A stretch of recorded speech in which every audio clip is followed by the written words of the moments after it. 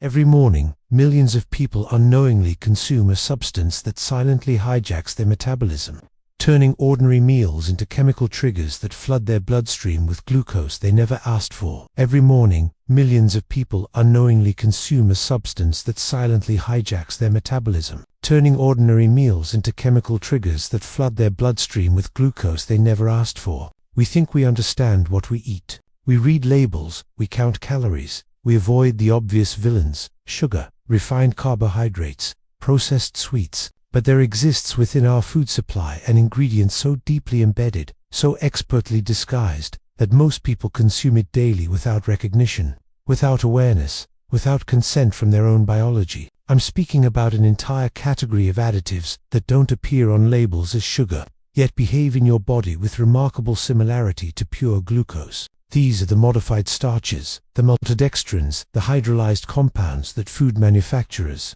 have learned to weave into products where you'd never expect to find sweetness. They hide in savory foods, in supposedly healthy alternatives, in products marketed as low sugar or even sugar-free. Consider what happens at the molecular level. Your pancreas doesn't read marketing labels. It doesn't understand the difference between organic and conventional, between natural and artificial. It responds only to one signal: the concentration of glucose molecules in your bloodstream. And these invisible ingredients, these enzymatically predigested starches, enter your system already broken down, already simplified, requiring almost no digestive work from your body. They arrive as glucose in everything but name. The irony troubles me deeply. We've become sophisticated consumers, educated about nutrition in ways our grandparents never were. We know about glycemic indices and insulin resistance. We understand that diabetes isn't simply about eating too much sugar. Yet this knowledge hasn't protected us,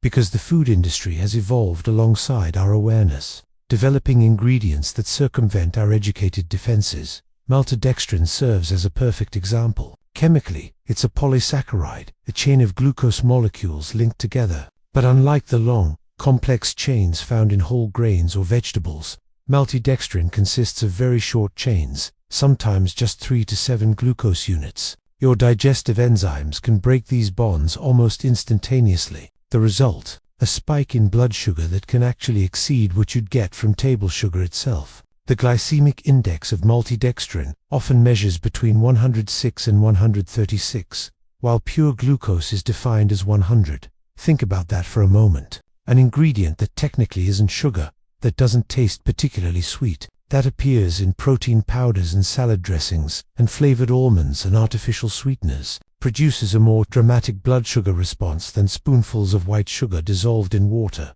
The word invisible carries particular weight here. These ingredients don't register in our minds as problematic because they don't trigger our evolved warning systems. Sweetness signals sugar to our brains, but maltodextrin is only slightly sweet. Modified food starch has virtually no taste at all. Rice syrup, solids sound wholesome, natural, benign. We consume them without the conscious recognition that accompanies eating a cookie or drinking a soda.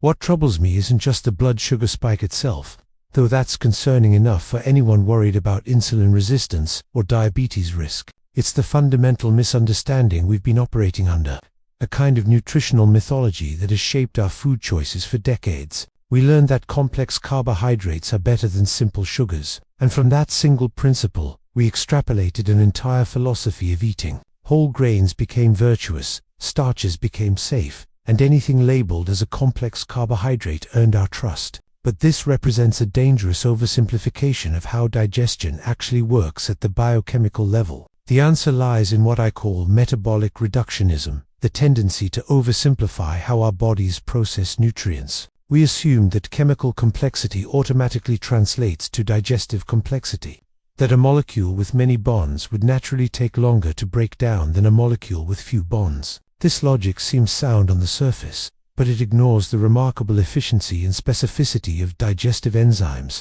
A highly branched amylopectin, despite being technically complex, can be attacked simultaneously at multiple points by amylase enzymes, yielding glucose far more rapidly than a simple disaccharide that requires a different enzymatic pathway. The structure matters more than the size. Food manufacturers understand this distinction perfectly, even if most consumers don't.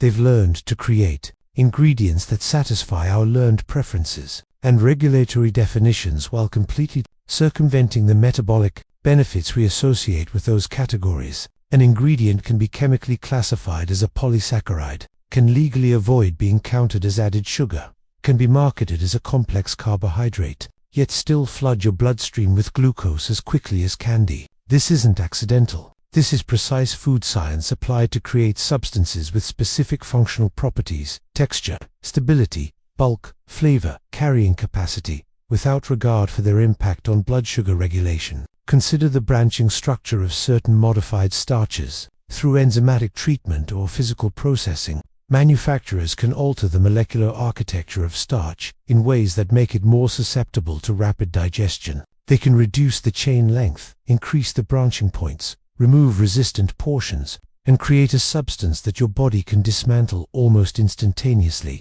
From an engineering perspective, it's actually quite elegant. They've optimized these ingredients for industrial purposes. They dissolve well. They don't crystallize. They remain stable across temperature changes. They're inexpensive to produce. But metabolically, they function nothing like the intact starches found in whole plant foods. Your body evolved over millions of years to handle carbohydrates in their natural context. When you eat a sweet potato or a bowl of intact oats, you're consuming starches that are embedded in cellular structures, surrounded by fiber, paired with proteins and minerals, presented in a form that requires significant digestive work. Your enzymes must break down cell walls, navigate through fiber matrices, gradually liberate glucose from long, tightly coiled starch granules. This takes time, and that time matters profoundly for your metabolic response. The glucose enters your bloodstream gradually, in a measured stream rather than a sudden flood.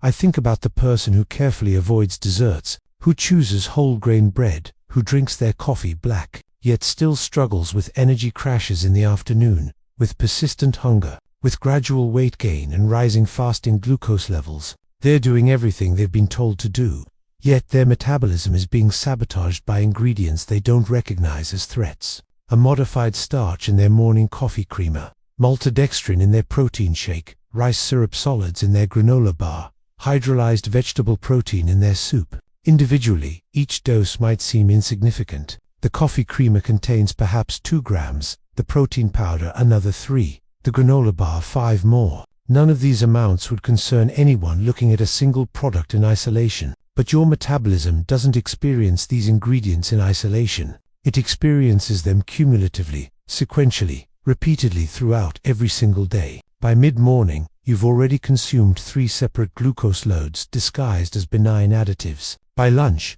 perhaps 5 or 6. By dinner, your pancreas has been called upon a dozen times to mount an insulin response to ingredients you didn't even taste as sweet, didn't consciously register as sugar. This pattern creates a state of chronic glucose dysregulation that your body must constantly work to correct, never quite achieving the metabolic equilibrium it needs for optimal function. Each spike in blood sugar is followed by a surge of insulin. Each insulin surge is followed by a drop in glucose. Each drop in glucose triggers hunger and cravings, and the cycle perpetuates itself. You feel hungry 2 hours after breakfast, not because you didn't eat enough, but because the maltodextrin in your yogurt spiked your blood sugar so dramatically that your pancreas overcompensated, driving your glucose down below baseline. Your body interprets this as an energy crisis and demands more food, preferably something that will raise blood sugar quickly.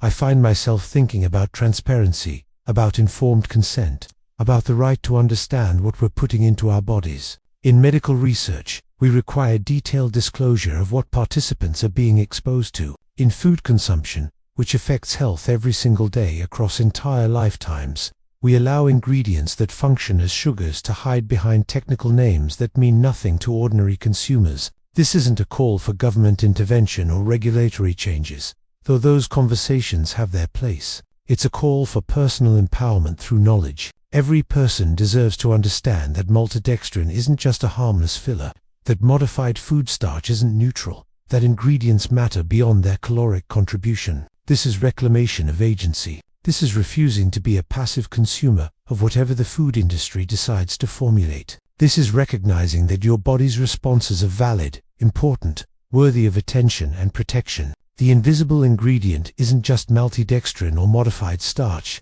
It's the broader phenomenon of metabolically active compounds hiding in plain sight, functioning in your body in ways that contradict their presentation on labels. Once you see this pattern, you can't unsee it, and that awareness becomes a tool for navigating food choices in a way that serves your biology rather than fighting against it. Before consuming something, particularly something packaged and processed, take a moment to actually read the ingredient list, not just the nutrition facts, which can be misleadingly incomplete, but the actual ingredients. If you see maltodextrin, modified cornstarch, rice syrup solids, or similar compounds, recognize them for what they are: rapid sources of glucose that will spike your blood sugar. Then ask yourself, is this worth it? Does this food provide other nutritional value that justifies the metabolic cost? Not as judgment, not as restriction, but as informed choice.